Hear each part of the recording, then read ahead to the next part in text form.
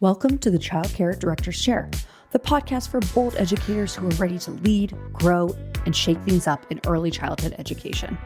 Whether you're a teacher eyeing that lead role, a lead stepping into leadership, or a center owner dreaming big, this is your space to grow with purpose and leave your mark. Hosted by heart-centered leadership coach Erica Saccoccio, each episode brings you real talk, actionable tools, and a contagious laugh or two, all designed to help you step into your next level with confidence. So pour your coffee, pop in those earbuds, and take your seat, because your leadership journey starts right now in the Childcare Director's Chair. Hey guys, welcome back. I can't even believe we are doing this thing here.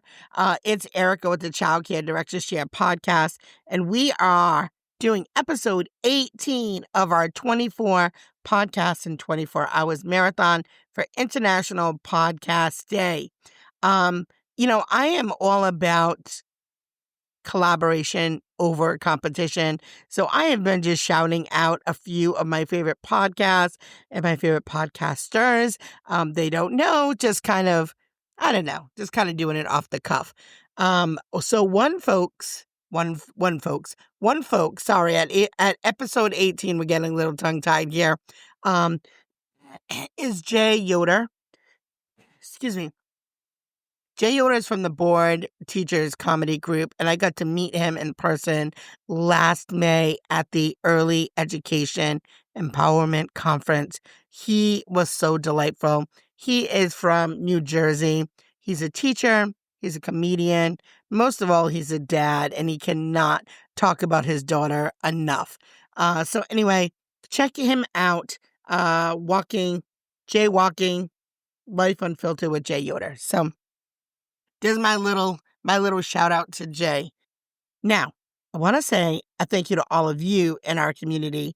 You've helped us reach 3,000 watch hours on YouTube, over 2,000 subscribers, and I can't thank you enough. Today, we're talking about something that every childcare leader dreams of, and that is a workplace culture that attracts, retains, and inspires staff. Great culture isn't just like, that'd be great to have and you dream about it. You need it. As a leader, it affects morale, turnover, and ultimately the quality of care that the children receive. So let's dig into how you can build a culture that people truly, truly love. But before we do that, I just want to give a big shout out to our episode sponsors at Jackrabbit Care, software that helps you manage enrollment, billing, scheduling, and family communication so you can spend more time focusing on people, not paperwork. So learn more in the link below at jackrabbitcare.com. All right, so let's get into it. Leading with values. Culture starts with clarity. Make your center's values visible in everyday decisions, in your communication and your policy. When staff see leaders modeling the values consistently, it creates trust and a sense of power and purpose.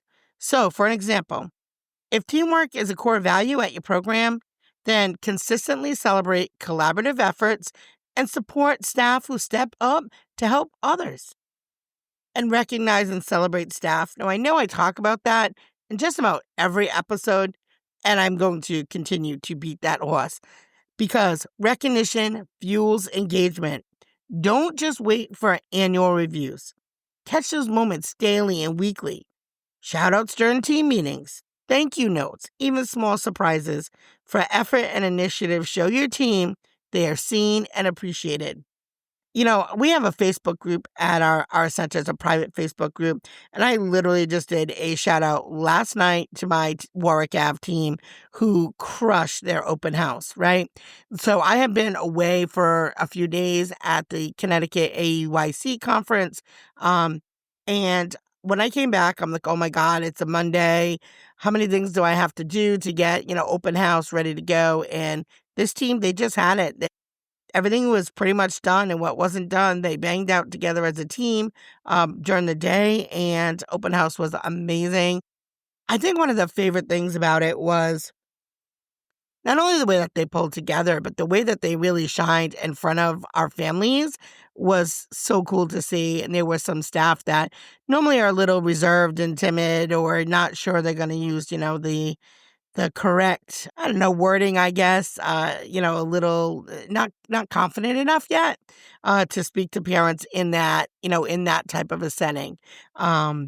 Where they're, getting in depth on the educational aspects of the program and where the child is, their social and emotional development and all the things. So anyway, I don't want to get off topic, but it's just those little things. I mean, a text, a message, a burger once in a while. They do love that.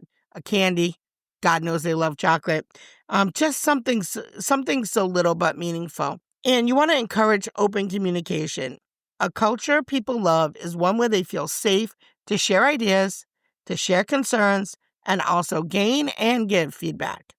So hold those regular check-ins, create anonymous suggestion boxes, or schedule one-on-one chats.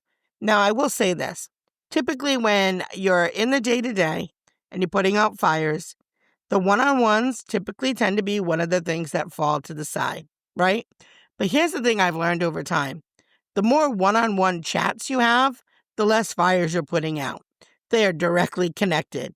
So I'm just going to leave you with that. And transparency and listening strengthens loyalty and morale. And we know that that's true. And I feel like the one-on-ones for me as owner are such a reciprocal conversation because I feel like I gain just as much as I give in those conversations. So, and if you don't feel that way, try to maybe dig deeper and invest in professional growth because staff want to feel like they're growing, not just completing tasks, or for a mentorship program, or for workshops, or training opportunities. Help your team develop skills not only improves your program, but it shows that you value them as professionals. And if you are looking for someone to come out to your center and do a PD, I could just be the right fit.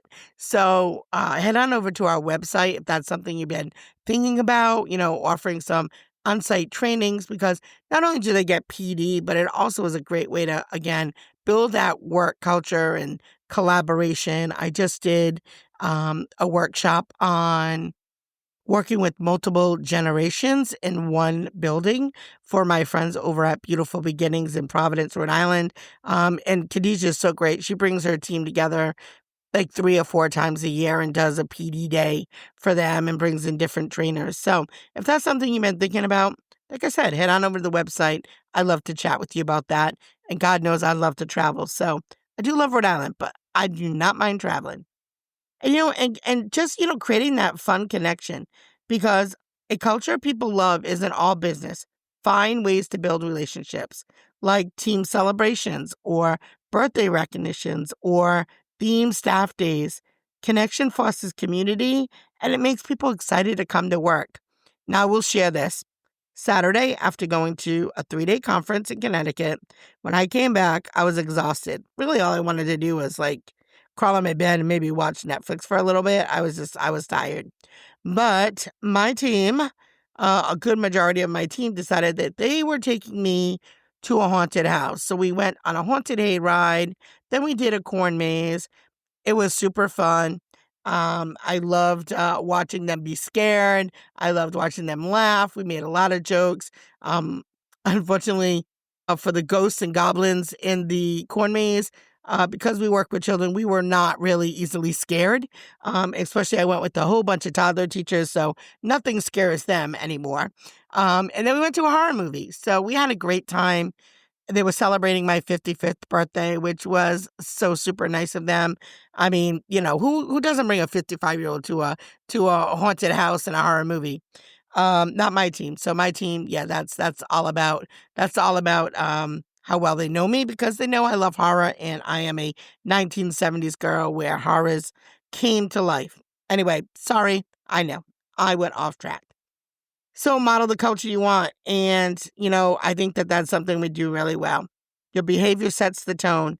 Demonstrate respect, positivity, collaboration, and professionalism every day. Staff are going to take cues from your leadership. and your example is the blueprint for how your team interacts with each other and families. So, building a culture people love doesn't happen overnight, but with intentional leadership, recognition, communication, and absolutely fun, you can create an environment where your staff thrive and your children flourish. So thank you for joining me for episode 18 of our International Podcast Marathon. Don't forget to subscribe, share this episode with a colleague, and celebrate with us as we continue hitting those watch hours and subscribers on YouTube. And you know what? Great leaders don't just run great programs, they build cultures that people love. Until episode 19, see you in an hour. That's a wrap for this episode of the Childcare Director's Chair, where we believe leaders aren't born, they're grown. If something sparked for you today, share it, shout it out, or pass it along to the next bold changemaker in childcare. Don't forget to subscribe, leave a review, and stay connected with Erica Saccoccio for more real talk leadership tools and a whole lot of inspiration. Until next time, lead with heart, grow with fire, and always remember, the chair is yours. Now own it.